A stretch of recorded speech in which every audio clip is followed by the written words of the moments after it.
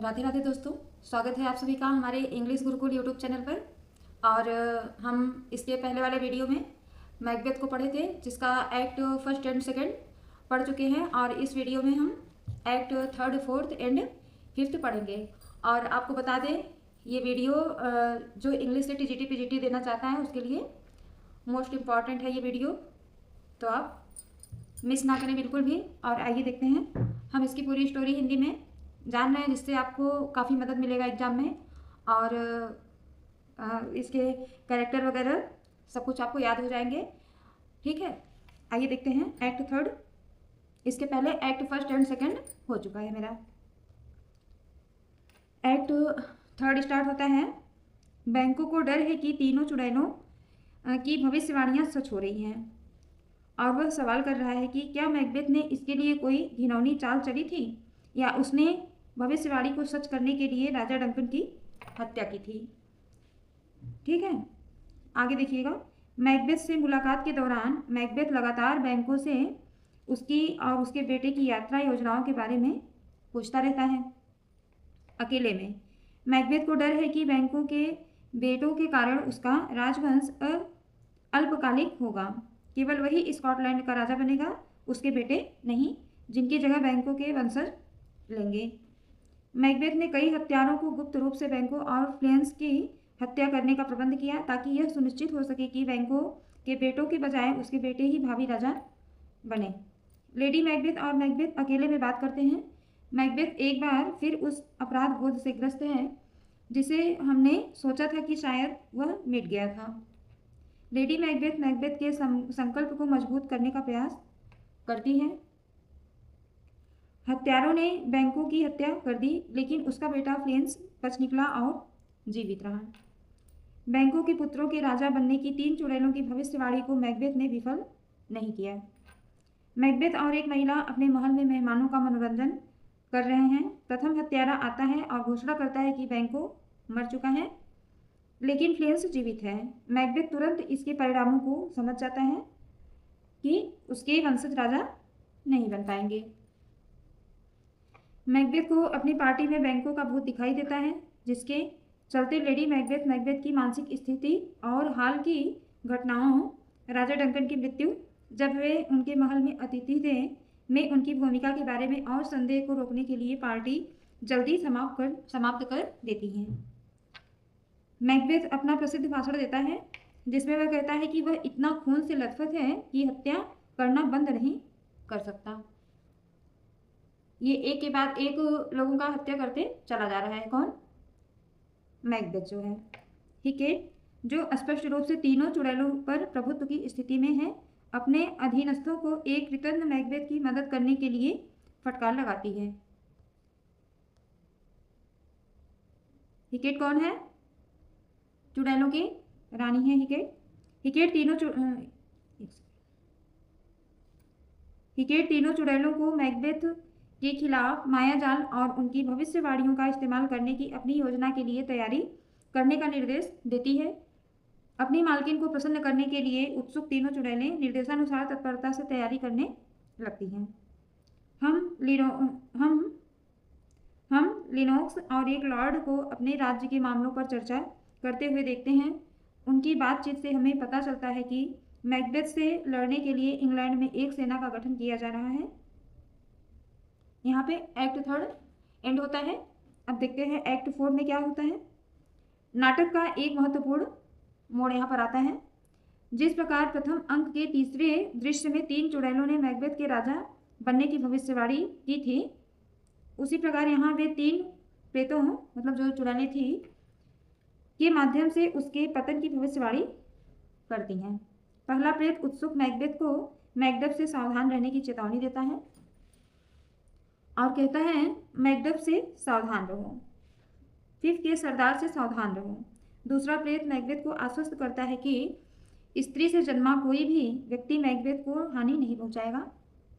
और तीसरा प्रेत मैकबेथ से कहता है कि उसे तब तक डरने की कोई आवश्यकता नहीं है जब तक ग्रेट वियतनाम वुड उसके महल के पास ऊंची डनसिनैन पहाड़ी पर स्थानांतरित नहीं हो जाता है। मैकबेथ ने मैकडफ से खुद को बचाने के लिए उसे मारने का फैसला किया और प्रेत के शब्दों का यह अर्थ निकाला कि वह सभी मनुष्यों से सुरक्षित है, क्योंकि वे सभी स्वाभाविक रूप से पैदा हुए हैं और केवल पास के जंगल का उसके महल में स्थानांतरित होना एक असंभव घटना ही उसके विनाश का कारण बनेगी। इसके बाद मैकबेथ बैंको के वंशजों के बारे में जानना चाहता है और यह जानकर उसे बहुत गुस्सा आता है कि स्कॉटलैंड पर मैकबेथ के वंशजों के बजाय उनके वंशज ही शासन करेंगे। मैकबेथ को पता चलता है कि वह मैकडफ को मार नहीं सकता, इसलिए वह उसके पूरे परिवार की हत्या करवा देता है। ठीक है, कैसे देखिए एक के बाद एक कारनामे ये करता चला जा रहा है। ऐसे ही होता है ना, एक बार कोई जब एक बार झूठ बोल दिया तो उस झूठ से बचने के लिए उस इंसान को बार बार झूठ बोलने पड़ते हैं। वही हाल यहाँ हो रहा है। जैसे एक बार ये स्टार्टिंग में कितना डर रहा था, ये मर्डर करना मारना नहीं चाहता था डंकन को, बहुत मतलब कि इसको डर था, अच्छा इंसान था, नहीं मारना चाहता था, लेकिन इसकी जो वाइफ थी लेडी मैकबेथ इतना ज़्यादा इसको चढ़ा बढ़ा करके मतलब इसको उस रास्ते पर उतारती है लालच में कि हम रानी बन जाएंगे, राजा बन जाएंगे। इन सब के चक्कर में इनको इतना ज़्यादा वो कर देती है कि अंत में ये कदम रखता है और पहली हत्या किंग डंकन की करता है। अब उससे बचने के लिए ये बारी के बारी कितने लोगों की हत्या करते हुए चला जा रहा है। ठीक है, लेडी मैकडफ का स्वागत रॉस ने किया। लेडी मैकडफ ने मैकडफ द्वारा बिना किसी खास वजह के छोड़े जाने पर अपना गुस्सा जाहिर किया, क्योंकि उनकी नज़र में मैकडफ ने ऐसा कुछ नहीं किया था जिसके कारण उसे भागना पड़े। ठीक है, समझ में आ रहा है ना। रॉस चला जाता है और लेडी मैकडफ अपने बेटे को बताती है कि उसका पिता मर चुका है और देशद्रोही था। तभी एक दूत लेडी मैकडफ को भाग जाने की चेतावनी देता है, लेकिन मैकबेथ के हत्यारे लेडी मैकडफ के बेटे को मारने में सफल हो जाते हैं। दृश्य का अंत लेडी मैकडफ के जान बचाकर भागने के साथ अंत होता है। मैल्कम और मैकडफ इस बात पर चर्चा करते हैं कि मैकबेथ के शासनकाल में स्कॉटलैंड किस प्रकार निराशा के सागर में डूब गया है। मैल्कम और मैकडफ की ईमानदारी की परीक्षा लेते हुए उसे शासन करने के लिए अयोग्य बताता है। मैल्कम द्वारा अपनी वासना और लोभ का घिनौना वर्णन करके मैकडफ को अपमानित करने के बाद मैकडफ मैल्कम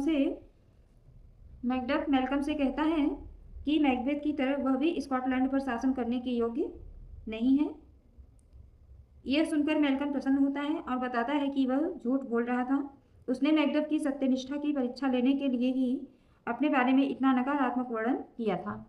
हमें पता चलता है कि मैकबेथ को हराने के लिए एक विशाल सेना एकत्रित हो रही है। ठीक, यहाँ पर एंड होता है एक्ट 4। अब यहाँ से एक्ट 5 स्टार्ट होता है। ठीक है, एक्ट 5 देखते हैं।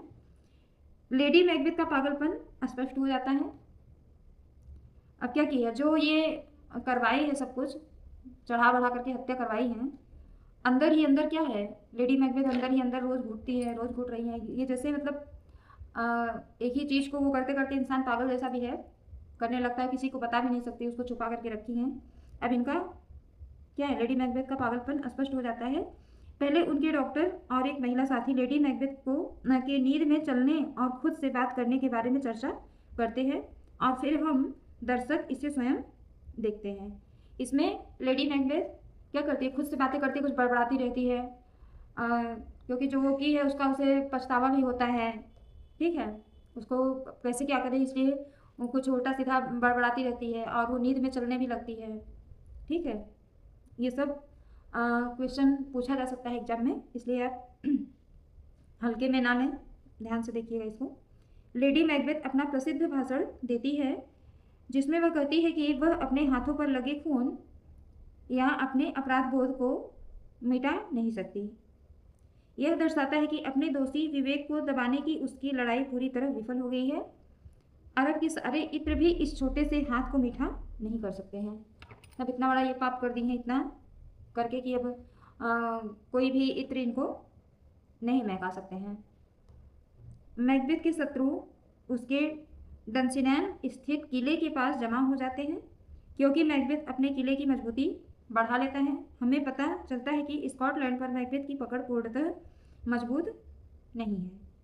मैकबेथ अपने दुश्मनों से बहादुरी से लड़ने की तैयारी करता है, क्योंकि उसे भविष्यवाणी याद है कि उसकी हार तभी होगी जब पास का बिर्नम वुड उसके महल की ओर बढ़ेगा।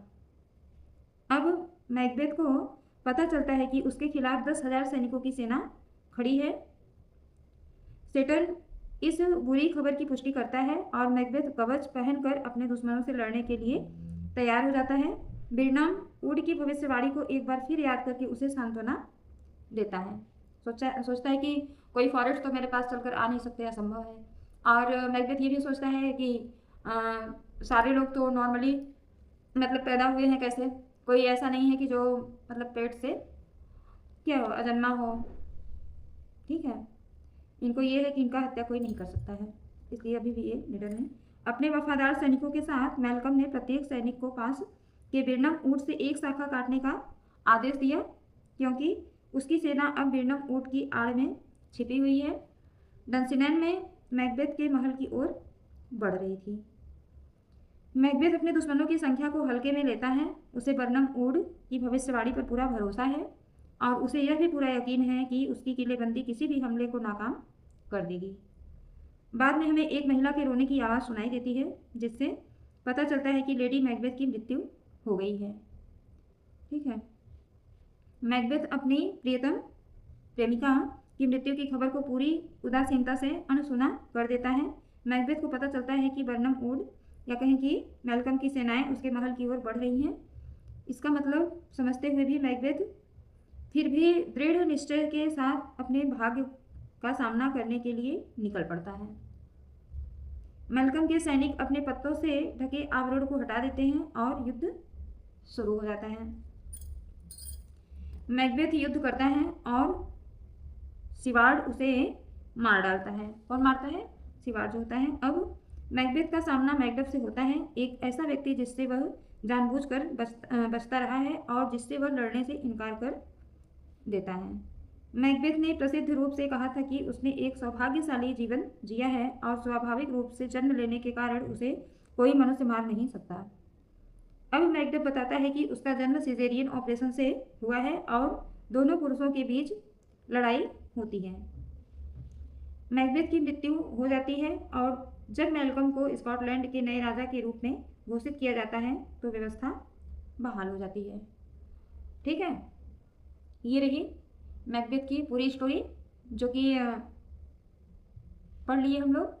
और कैसी लगी स्टोरी, ये वीडियो कैसा रहा, आप कमेंट ज़रूर करिएगा। ठीक है, नेक्स्ट वीडियो में कुछ नया लेकर के आएंगे। Thanks for watching.